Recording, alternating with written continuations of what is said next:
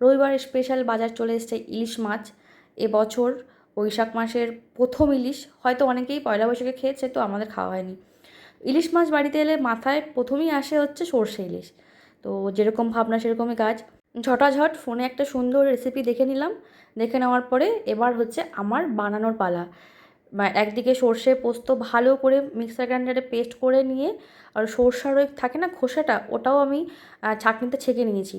নেওয়ার পর কড়াই সরষের তেল দিয়ে তার মধ্যে ওই পুরো পেস্টটা দিয়ে সুন্দর করে একটুখানি ফুটে গেলেই তার মধ্যে দিয়ে দিয়েছি ম্যারিনেশন করে রাখা ইলিশ মাছগুলো। আমি কিন্তু মাছগুলো ভাজিনি, এটাতে শুধুমাত্র একটুখানি তেল, লবণ আর হলুদ দিয়ে মাখিয়ে রেখেছিলাম আধ ঘন্টা।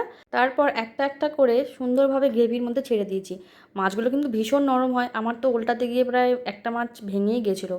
তাই খুব যত্ন সহকারে এক পাশটা 5 মিনিট, তারপরে আস্তে আস্তে উল্টে দিয়ে অপর পাশটা 5 মিনিট সুন্দর করে ফুটিয়ে নিয়েছি। আর দিয়ে দিচ্ছি কাঁচা লঙ্কা একটুখানি সুন্দর ভালো ফ্লেভারের জন্য। ব্যাস তাহলে রেডি। আর রোববার চিকেন না হলে হয়, সবাই কিন্তু দই চিকেনও ছিল।